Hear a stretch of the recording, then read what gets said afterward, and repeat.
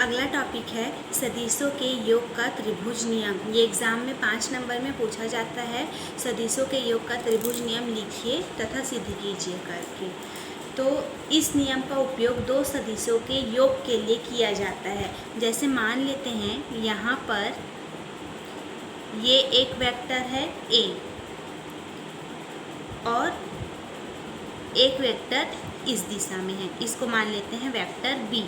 अब इन दोनों वेक्टर का हम लोग कर रहे हैं 8 मतलब प्लस, तो इसके इक्वल हमको कैसा रेखा प्राप्त होगा, ये A हो गया और इस दिशा में क्या जा रहा है B, ये B वेक्टर B। अब इसको हम लोग क्या करते हैं, एक तीसरी रेखा से जोड़ देते हैं, इसको मान लेते हैं वेक्टर R और वेक्टर R को हम लोग परिणामी सदिश कहते हैं और परिणामी सदिश को हम लोग स्मॉल r या कैपिटल R से प्रदर्शित करते हैं। तो ये जो परिणामी सदिश है ये दोनों वेक्टर के योगफल के बराबर होता है, मतलब vector R equal to vector A plus vector B।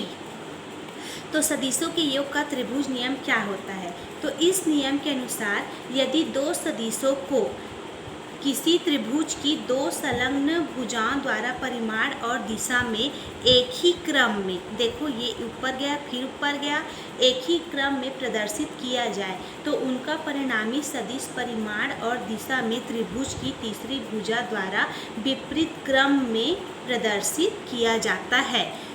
मतलब A का तीर का निशान इस ओर है, फिर B का तीर का निशान इस ओर है, तो अगर हम मतलब इसको ऐड कर रहे हैं तो इसका तीर का निशान इस ओर होना चाहिए, लेकिन क्या होता है जो परिणामी सदिश है उसका जो दिशा होता है वो विपरीत होता है। ये क्या होता है हमारा सदिशों के योग का त्रिभुज नियम। अब इसको प्रूव करेंगे तो इसके लिए मान लेते हैं, माना वेक्टर A और वेक्टर B दो सदिश है जिनका योग सदिशों के योग के त्रिभुज नियम द्वारा किया जाना है। इसके लिए वेक्टर A के बराबर हम लोग उसके समांतर एक सदिश खींच लेते हैं OP, इसका नाम दे दिए OP। उसके बाद हम लोग P से B के बराबर समांतर सदिश PQ खींचते हैं, इस रेखा का नाम दे दिए PQ। अब हम लोग क्या करते हैं, O से Q को मिला दिए हैं। अब OQ दोनों सदिशों के योग और परिणामी को क्या करता है, प्रदर्शित करता है। इस प्रकार हम लोग क्या लिख सकते हैं, vector OP plus vector PQ equal to क्या हो जाएगा, वेक्टर OQ, ऐसे लिख सकते हैं। या फिर इसका मान रख देंगे, OP का क्या है मान, वेक्टर A प्लस PQ का क्या है, वेक्टर B इक्वल OQ का क्या है, वेक्टर R। इस प्रकार से अब हमको जैसे परिणामी सदिश जो R है उसका परिमाण ज्ञात करना है, तो इसके लिए हम लोग क्या करते हैं, मान लो दो सदिश A और B को त्रिभुज OPQ की भुजाओं OP और PQ द्वारा दिशा और परिमाण में प्रदर्शित किया गया है, तब उनका परिणामी है वो क्या होता है, वेक्टर R तीसरी भुजा OQ के द्वारा परिमाण और दिशा में व्यक्त किया जाएगा। इसके लिए हम लोग क्या करते हैं, OP को आगे की ओर बढ़ाते हैं T तक। अब ये जो हमारा बिंदु Q है वहाँ पर से हम लोग क्या करते हैं, इस QT में एक लंब डाल देते हैं। तो मान लेते हैं कि वेक्टर A और वेक्टर B के बीच जो कोण बन रहा है यहाँ पे उसको मान लेते हैं थीटा। तो तब हम लोग क्या लिख सकते हैं, यहाँ पर कोण QPT इक्वल टू कौन सा कोण बन रहा है, थीटा। QPT इक्वल टू कौन सा कोण बन रहा है, थीटा। और हमारा OP इक्वल टू क्या है, वेक्टर OP इक्वल टू, इसको मॉड के रूप में लिख सकते हैं, मॉड ऑफ A। उसी प्रकार से हमारा क्या बोलते हैं, PQ इक्वल टू क्या है, B या फिर मॉड ऑफ B। उसी प्रकार से OQ इक्वल टू हम लोग क्या लिख सकते हैं, vector R mod of vector R या फिर R, ऐसे भी लिख सकते हैं हम लोग। उसके बाद आगे अब हम लोग क्या करते हैं, ये जो हमारा समकोण त्रिभुज है QTO, समकोण त्रिभुज QTO में हम लोग लगाते हैं पाइथागोरस प्रमेय। तो पाइथागोरस प्रमेय क्या होता है, कर्ण का वर्ग इक्वल टू लंब का वर्ग प्लस आधार का वर्ग। तो कर्ण क्या है यहाँ पर, OQ, तो यहाँ पर हम लोग क्या लिख देंगे, OQ स्क्वायर इक्वल टू लंब क्या है यहाँ पर क्यू टी स्क्वेयर प्लस आधार क्या है ओ टी। तो यहाँ पर कैसे लिख सकते हैं ओ टी का स्क्वेयर। ठीक, अब इधर ध्यान देना O Q square equal to Q T square. O T को क्या लिख सकते हैं हम लोग O P plus P T. इतना जो रेखा है वो आधे और आधे दोनों की इक्वल होगी, तो इसको क्या लिख सकते हैं हम लोग plus O P plus P T का होल स्क्वेयर, ऐसे लिख सकते हैं। अब यहाँ पर ये ए स्क्वायर प्लस बी का होल स्क्वायर का फॉर्मूला लग जाएगा। तो यहाँ पर हम लोग कैसे लिख सकते हैं इसको O Q square equal to O T square plus O P square plus P T square plus 2 O P into P T, इस रूप में लिख सकते हैं। ठीक, इसको मान लेते हैं हम लोग equation number 1।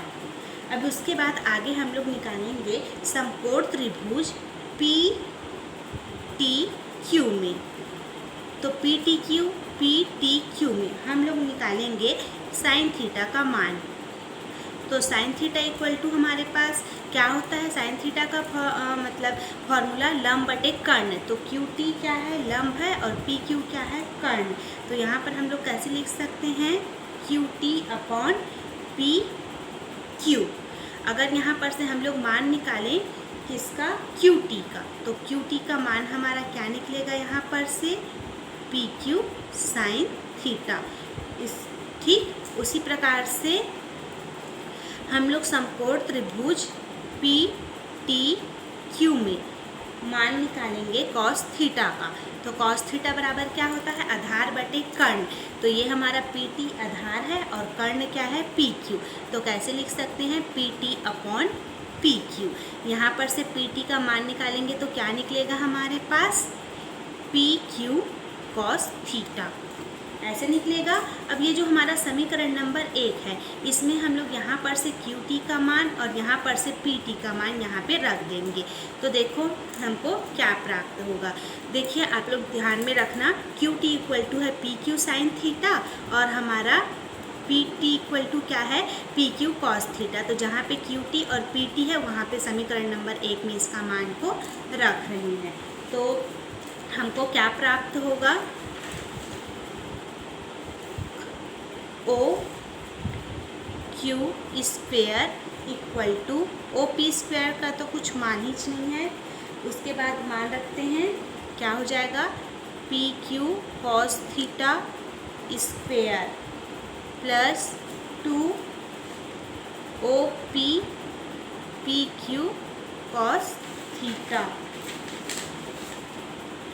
Plus P Q sine theta square. रख दिए मान को। अब मान रखने के बाद इसको सॉल्व करते हैं।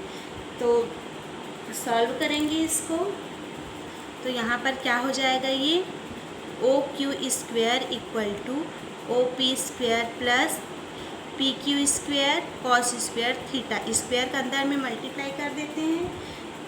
ठीक, ये हो गया प्लस इसको लिख देते हैं पहले P Q square sine square theta. अब इसको लिखते हैं क्या हो जाएगा 2 O P Q cos theta. अब इसमें से और इसमें से पी क्यू स्क्वेयर को कॉमन निकाल लेते हैं। तो हमारा O Q square equal to क्या प्राप्त होगा O P square plus P Q square को कॉमन निकाल लिए, क्या प्राप्त होगा cos square theta plus sine square theta plus 2 O P into P Q cos theta. और हमारा sine square theta plus cos square theta का मान किसके बराबर होता है 1 के बराबर। तो O Q square equal to क्या हो जाएगा O P square plus P Q square, ये तो इंटू 1 फिर plus 2 O P into P Q cos theta. अब उसके बाद हम लोग मान को रख देंगे। तो ओ क्यू का मान क्या है हमारा आर स्क्वायर, ओ पी का मान क्या है ए तो इसको लिखेंगे ए स्क्वायर, पी क्यू का मान क्या है बी तो इसको लिखेंगे B square plus 2 A B cos theta. Square को हटाएंगे तो इधर क्या लग जाएगा रूट। तो रूट के अंदर क्या आ जाएगा root A square plus B square plus 2 plus 2ab cos theta. तो ये क्या है हमारा परिणामी सदिश r का मान। अब जैसे हमको इसकी दिशा ज्ञात करनी है तो वो जो डायग्राम है समकोण त्रिभुज QTO उसमें हम लोग निकालेंगे tan अल्फा का मान। अब अल्फा कोण कहाँ पे बन रहा है, QTO, Q ये हमारा QTO यहाँ पे मान लेते हैं अल्फा कोण बन रहा है। तो tan अल्फा इक्वल टू क्या होता है, आधार बटे लंब। तो आधार क्या है QT और लंब क्या है हमारा, देखिए यहाँ पे कोण बन रहा है तो आधार क्या हो जाएगा QT और लंब क्या हो जाएगा OT। तो कैसे लिखेंगे इसको, tan alpha equal to QT upon OT। अब फिर हम लोग OT को कैसे लिख सकते हैं, दो भाग में विभाजित करके OP प्लस PT। अब यहाँ पर मान को रख देंगे तो हमारा क्या बोलते हैं tan alpha equal to QT का मान क्या आया था हमारा PQ साइन थीटा और OP का मान क्या आया था, OP ही था, और PT का मान क्या आया था PQ cos थीटा। इसको A और B के फॉर्म में भी लिख सकते हैं। tan अल्फा इक्वल टू क्या हो जाएगा, PQ का मान B sine theta plus OP का मान A plus B cos theta. तो ये क्या है परिणामी सदिश r की दिशा। तो आप लोग सदिशों के योग के त्रिभुज नियम में, त्रिभुज नियम क्या है, त्रिभुज नियम में परिणामी सदिश r का मान और परिणामी सदिश r की दिशा ये दोनों व्यंजक